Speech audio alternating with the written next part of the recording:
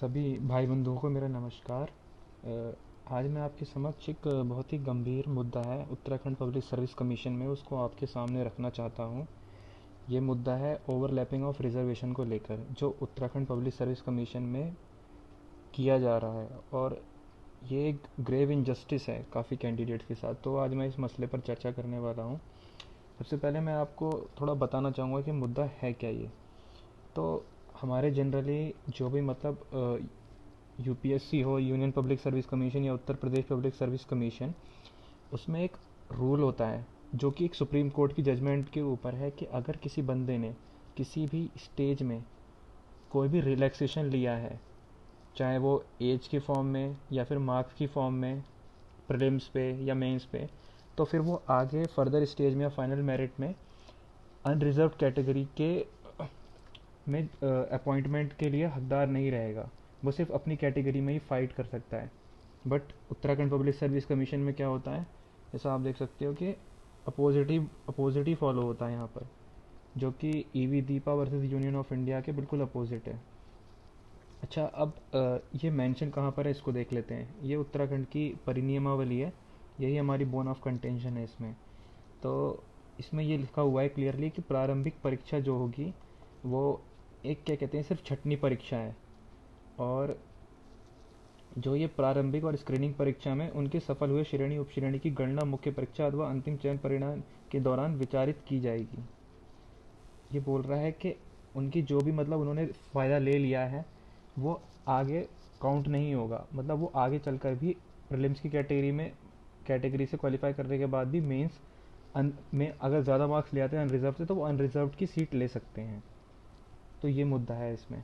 अच्छा, अब इसमें मुद्दा क्या है, ये वर्टिकल कैटेगरी में भी है और ये हॉरिजॉन्टल कैटेगरी में है। और इसमें एक और क्लॉज है हमारे पास पार्ट 6 है नियमावली का, उसमें ये पॉइंट थर्ड मेंशन हो रखा है। उसमें ले रखा है कि अगर बंदा मतलब योग्यता के आधार पर मतलब फाइट कर ले, लेकिन क्या हुआ उसने यहाँ पर एज रिलैक्सेशन या कोई भी टाइप की छूट ले ली है, तो वो अनरिजर्व की सीट ले सकता है, जो कि बिल्कुल ये जो हमारे पास नीचे आप जजमेंट देख रहे हो Deepa EV versus union of India, उसके अपोजिट है। इसमें साफ साफ लिखा हुआ है कि एक कोई जो भी बंदा या बंदी थी, इसने क्या किया, ओबीसी कैटेगरी में एज रिलैक्सेशन ले लिया, वो भी इंटरव्यू स्टेज पे। तो सुप्रीम कोर्ट ने जजमेंट दी कि अब ये बंदी जो है जनरल कैटेगरी में अपॉइंटमेंट के लिए लायबल नहीं है। अच्छा, इसके अलावा एक केस और हमारे पास और बनता है कि जैसे कुछ बंदे होते हैं, कुछ कैटेगरी के बंदे, जैसे SC ST OBC हैं, ठीक है, या फिर फीमेल है, तो उन्होंने क्या किया, वो सारी स्टेजेस में अनरिजर्व्ड के बराबर मार्क्स लेकर आए। तो ऐसे लोगों को हम क्या बोलेंगे, इनको बोलते हैं मेरिट कैंडिडेट बोलते हैं, जो कि डीओपीटी के रूल्स में, यूपीएससी के डीओपीटी की वेबसाइट पे दिया हुआ है, उसमें मेंशन है कि मेरिट कैंडिडेट होता कौन है। अच्छा, अब इसी में ही एक चीज़ इन्होंने मेंशन कर दी कि अगर कहीं पर उन्होंने रिलैक्स स्टैंडर्ड ले लिया है, कि मतलब कहीं पर भी छूट ले ली है, तो फिर वो रिजर्व वैकेंसीज में ही काउंट होंगे। वो फिर अनअवेलेबल रहेंगे अनरिजर्व वैकेंसीज के लिए, वो सिर्फ रिजर्व में ही काउंट हो सकते हैं।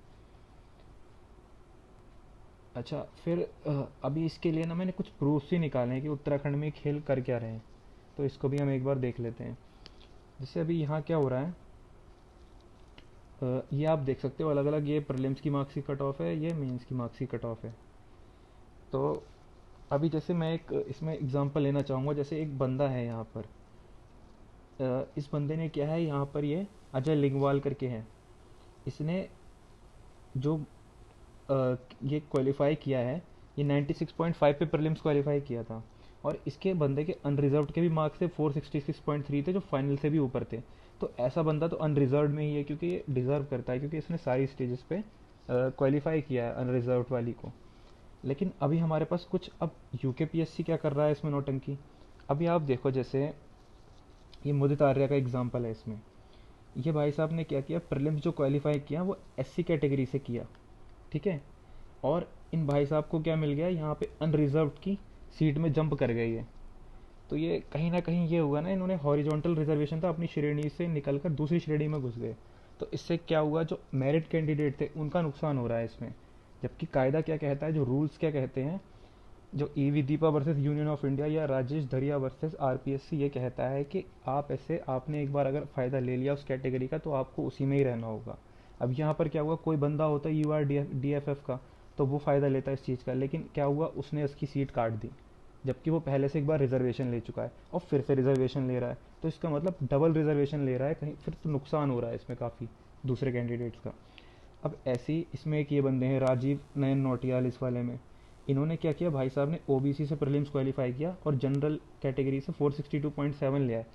तो अब इन्होंने क्या किया, प्रीलिम्स में तो इन्होंने फ़ायदा ले लिया ओबीसी का, लेकिन क्या कहते हैं फाइनल में ये अनरिजर्व से ज़्यादा अनरिजर्व वाली कैटेगरी के मार्क्स लिया है।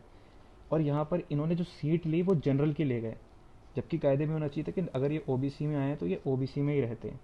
तो यहाँ भी जनरल कैटेगरी के कैंडिडेट का या फिर जो अनमेरिट कैंडिडेट वाला बंदा है उसका नुकसान हुआ। अच्छा, एक चीज़ और ऑब्जर्व की गई कि जो फाइनल एसीएफ की लिस्ट थी उसमें जो सीट्स थी 14 सीट्स थी वीमेन की, और मैंने जो प्रीलिम्स में मार्क्स इसके देखे वो सारों के मेरिट कैंडिडेट वाले नहीं थे, मतलब जो उन्होंने कट ऑफ क्वालिफाई की थी वो सिर्फ उनके रिस्पेक्टिव कैटेगरीज में की थी। तो उसके हिसाब से तो ये होना चाहिए था कि 14 सीट्स है तो 14 फीमेल्स को मिलनी चाहिए थी, क्योंकि कोई भी मतलब मेरिट कैंडिडेट नहीं है इनमें से। लेकिन ये देखा गया कि 17 फीमेल्स को एलोकेट हुई है फाइनल में लिस्ट। तो यहाँ पर क्या हुआ, जितना उनके लिए कोटा एलोकेट था उससे ज़्यादा उनको सीट मिल गई। तो ये जो हमारा एक राजेश दरिया वर्सेस आरपीएससी वाला एक केस है, उसमें भी सेम चीज़ हो रही थी जो राजस्थान पब्लिक सर्विस कमीशन है। तो फिर इन लोगों ने कोर्ट को अप्रोच किया, तो ये वाली जो एनोमली है यहाँ पर ये इसको हटा दिया गया। अच्छा, इसको ना जो मैं स्टार्टिंग में जो वर्टिकल रिजर्वेशन की बात कर रहा था उसको समझने के लिए एक टीना डाबी का हमारे पास फेमस एग्जांपल है कि टीना डाबी ने ये क्या किया था, इनका जो प्रीलिम्स में आया था इनके एससी कैटेगरी से इन्होंने क्वालिफाई किया था। यहाँ पे यहाँ आप ये भी देख सकते हो कि एससी की यहाँ पर 94 कट ऑफ थी और जनरल की 107.34। तो जो एक स्टैंडर्ड है उसके हिसाब से इनका क्या हुआ। तो आप ये मेंस के भी मार्क्स देखिए, इनके मेंस के मार्क्स आए 1063, AR1 सबको पता है। लेकिन यहाँ पर इनको जो कैटेगरी एलोकेट हुई एससी हुई, क्योंकि ये एक बार एससी का बेनिफिट ले चुकी हैं प्रीलिम्स स्टेज पे। लेकिन यहाँ पर यूकेपीएससी अलग ही टेंजेंट पे है।